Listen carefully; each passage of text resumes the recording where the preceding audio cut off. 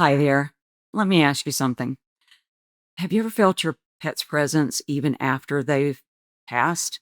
Do you still sometimes wonder, is it really them? Or am I just imagining it? Are you still holding back, unsure how to open your heart again?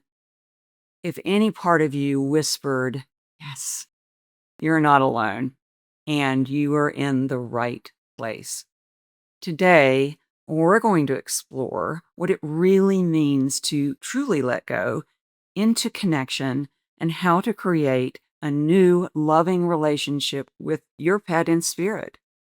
Because the bond you share hasn't ended, it's evolving, it's shifting. And in this Letting Go series, we've walked together through some of the heaviest emotions grief can bring. You shared guilt and regret and longing and deep sorrow and an aching in your heart. We've named them, we've held them, and gently, through our time together, we've begun to release them. And now, something new is possible. Right now, you stand at a threshold, a doorway, a portal. And here's the truth. You have a choice. All events are doorways. You can stay where it's familiar, replaying the story of what was lost. A lot of us hang out there.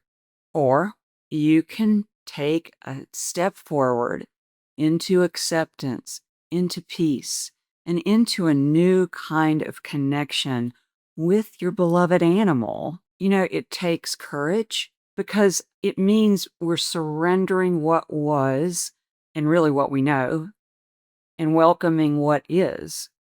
But you're not stepping through alone. The thing is, your pet is already there, waiting, ready to meet you, to continue your conversation in a new way. Your animal companion was present in life and is just as present in spirit. So, what you'll discover on the other side of that threshold may change everything. Not just how you grieve, but how you live. Let's pause here for a moment. Let's open your heart with some questions. Not to answer quickly, just take them in. I want you to feel into them because every question asked from the heart is a doorway to more love, even the uncomfortable questions. Well, especially the uncomfortable questions.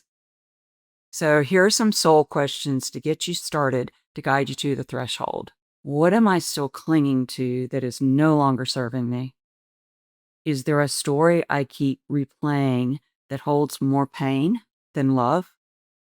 What would it feel like to release my grip on the past, even just a little? If I trusted that love never dies, what would I do differently today? And what if the signs I have felt are real? What might my pet be trying to show me right now?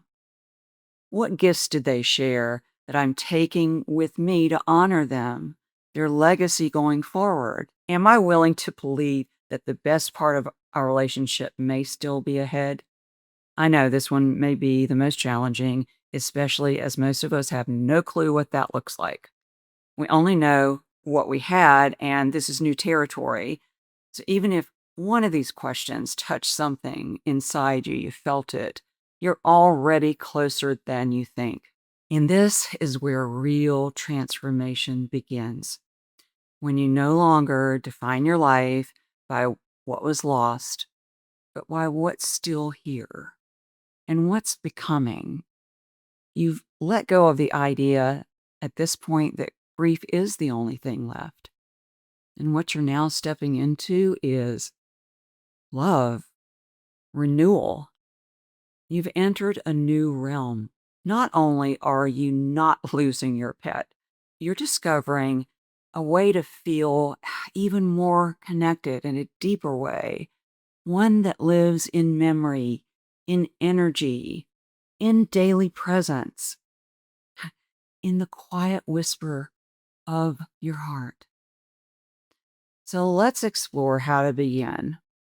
I personally like to have tools and skills and different ways to navigate life. I need a lot of them. So here's some steps that I've used in my own life when my pets have passed to help me on the grief journey. I call it the 4-step connection tool. Simple, soulful ways to stay connected with your beloved animal in spirit. These 4 steps aren't just ideas. They're living invitations, and each one opens a door to the sacred bond you still share with your pet. They keep the channel open, they keep it warm, and they keep it alive.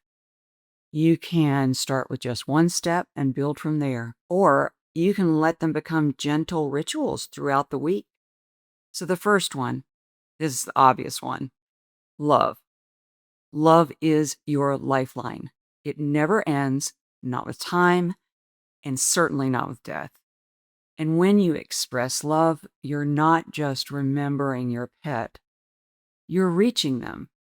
Love is a very high frequency. It's the one they respond to most easily when they were here and now. So try this. Let's get into your heart. Place your hand over your heart and take a slow, deep breath and whisper, I love you. My love for you is forever. Hold that energy and frequency in your heart. Feel it. Is it vibrating? Now ask, what would I say to them right now if I knew they could hear me? They can. What does my heart long to express? And let yourself feel the warmth, the ache, the tenderness. That's them. Love is the bridge.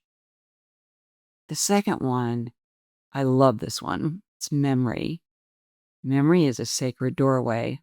It brings the past alive in the present, and it invites their spirit to draw near. When you recall a joyful or meaningful moment, you're not just thinking of it, you are activating it. It's a true energy, and you're stepping into that energy field. Okay, try this. Sit quietly for a moment and recall a favorite moment, silly or sweet or something sacred, and bring it up in your heart space and say out loud, remember when we used to, and then fill in the blank. That moment, it still lives in me, and so do you. And you can ask yourself, what memory makes me smile every time I think of it? What was a normal moment that now feels like gold?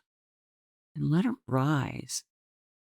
Tears and laughter and gratitude and emotion, all part of the connection. Energy. Your animal is energy, and energy never dies. Even though their physical form is gone, their unique energy signature remains. You can feel it, you can connect with it, especially when you soften and open to it.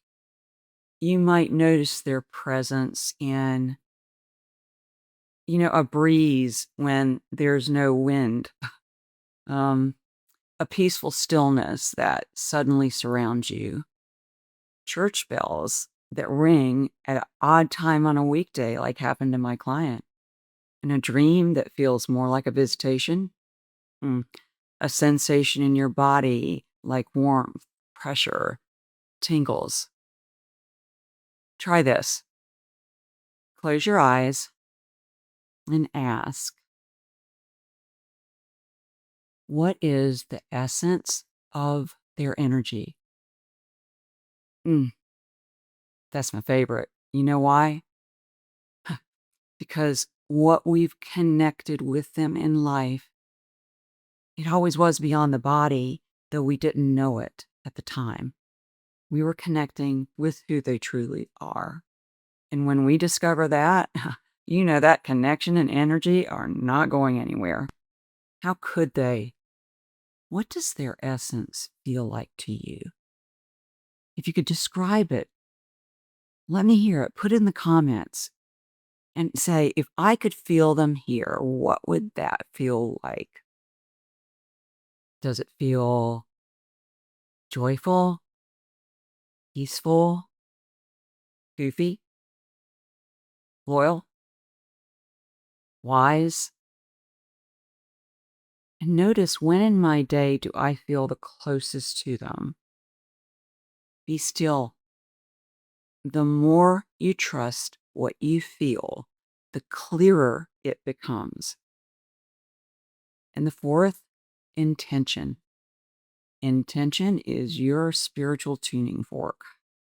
When you set the intention to connect, you create an energetic opening.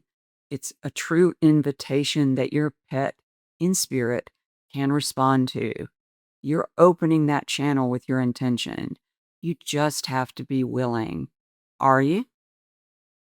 Try this. Light a candle and hold a photo. Touch their collar and say with sincerity from your heart, I really want to connect with you today. Please show me you're near. Please help me understand in a way my heart will understand it. Let's keep our bond alive. What kind of sign would make my heart feel reassured today?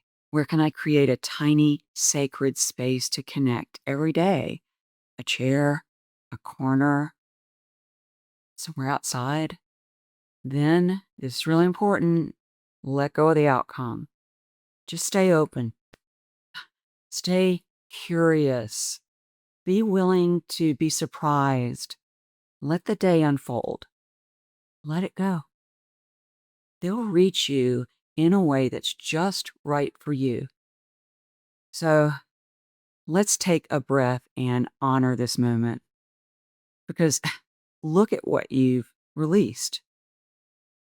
And maybe not all of it, but I'm going to bet you've let go of a little bit of guilt, a little bit of regret, and the belief that love has an expiration date. And look what you've embraced, what the opportunity is for you now. Look what is yours to keep. Peace, gratitude, and a connection that transcends this world. Just like I heard lightning and thunder outside. This new relationship with your pet, this is sacred, and it's yours to keep forever. Don't throw it away. They've been walking with you all along, and they always will. Don't walk away from them. You just take one truth from this journey, and let it be this. Love doesn't end. It expands. That is what matters most. The relationship you thought you lost is still yours. Only now, you get to experience it in a deeper, soul-filled way. I'll say it again, this isn't the end. It's the beginning and the opportunity for something profound. You know, if this message touched you, please like this video and subscribe to the channel. And most importantly, share it with someone who might be quietly hurting and need to hear the words.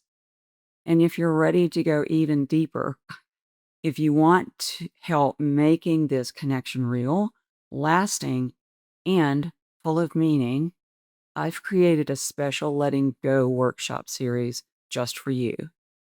You'll find all the details in the description below. So, as you walk forward today, may your heart be light. May your memories be blessings. And may you feel your beloved companion near. And may you remember, letting go was never about losing them. It was about finding your way back to say hello again to the love that never left.